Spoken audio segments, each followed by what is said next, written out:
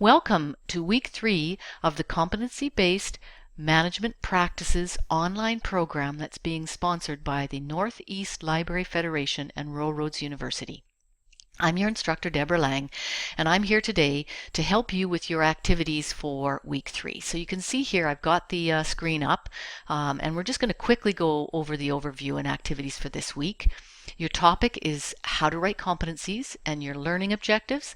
By the end of the week, you should be able to write competencies that are simple and clear and develop an abbreviated competency profile for your position, including 3 to 4 competencies, either core competencies, job-specific competencies, or leadership competencies. So I will be asking you to choose one of those types of competencies just to make sure that this exercise is doable. Let's just click into the that particular forum that where you're going to be putting or posting your competency profile. So let's just click into that and take a look at what we've got written here. So your task this week is to develop an abbreviated competency profile for your position. And the reason why we're doing an abbreviated competency profile is to make it doable. In a short time frame, it's just not doable to do a complete profile for your position. So we're going to be getting you to identify 3 to 4 competencies for your own position, and you will have to choose either core competencies, job-specific competencies, or leadership competencies. You can see here, and I'm just going to move over this screen here so that you can see what I'm looking at.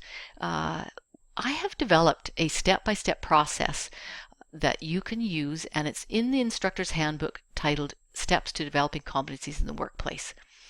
I'm not going to click on that today. I would like you to do that, and you will see that there's steps to developing competencies for all 3 of those competency types: core competencies, job-specific competencies, or leadership competencies. So you can use that handbook to use for your particular activity this week. I'm going to actually be doing a screencast of how I did a focus group for core competencies. And of course, the ideal process for you is to also facilitate a focus group or brainstorming session with 3 to 5 of your staff using some of the questions that I have identified in the Steps to Developing Competencies in the Workplace handbook. And if it's not feasible for you to facilitate a focus group with your staff, then your task is to complete the brainstorming process on your own. Remember, your forum this week is for private conversations with your trio members, and you will be posting your abbreviated competency profile in this forum. Let's jump right into the screencast that I want to do for you today, which is an actual focus group that I did for developing core competencies. So let's jump right in. So let's just move this screen over so that you can see what I'm seeing here. Core competency focus group. So as you can see, I've gathered together around 3 to 6 employees to take a look at developing some core competencies for a specific organization. So you can see here that I've utilized the purpose statement and the long-range goal for this organization. And you have a purpose statement and a long-range goal for your organization. So that's what you will be using this week as well. So for this particular group or organization, their purpose statement was, we will build a healthy community by developing collaborative relationships with our local residents. And their long-range goal was, we will build positive relationships with residents by providing services that meet their needs. What I'm going to be asking all the employees to do is to think about a situation where they delivered exceptional service and to choose a story that really stands out for them, where they really made a difference.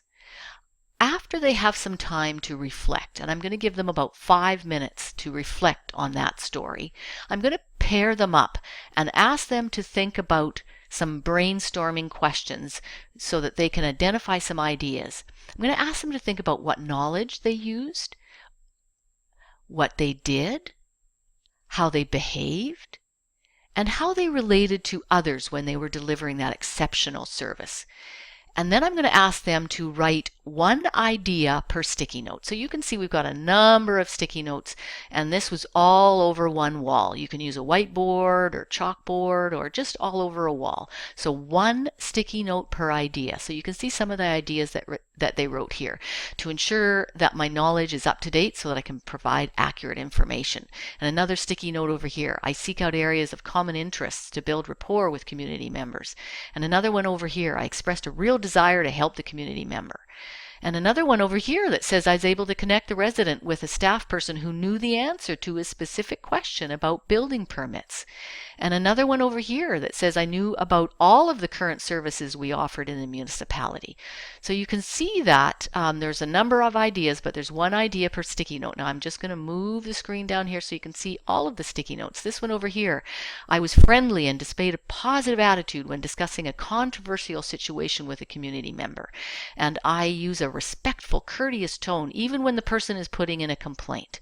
So there's a number of ideas that were put on the sticky notes. So that's the first process of developing core competencies, is having a brainstorming session. Let's take a look at the second step. So we're just going to move this up here and we're going to find that second step here. Okay. So now what we're going to do is we're going to take all of those ideas you can see up here. We're going to sort those ideas on sticky notes into knowledge, skills, and attributes. So we put up some titles up on that board, knowledge, skills, and attributes, and we start moving those sticky notes around to where we feel they should be situated. So for this one, I knew about all of the current services we offered in the municipality. So that's definitely knowledge. This one over here, I listened to the community member without interrupting. That's a skill. And this one over here, I was friendly and displayed a positive attitude when discussing a controversial situation with a community member. That's definitely an attribute. And you can see how we sorted a lot of those ideas into either knowledge, skills, or attributes. So this one over here that's off to the side, I was optimistic that together we could find a solution. So optimistic, we think that's an attribute. So we're just going to slide that one in over there. And this one over here, I was able to connect the resident with a staff person who knew the answer to his specific question about building permits. Well, that's knowledge, so we're going to just slide that one over there. And this one over here, I showed appreciation for how the community member approached the issue. I think that's an attribute. I'm just going to stick that over there. And there's a few others here. I use language that matches the community member's vocabulary. That's a skill, so we're just going to slide that over there. There's another one over here. I put people at ease by remaining calm under pressure.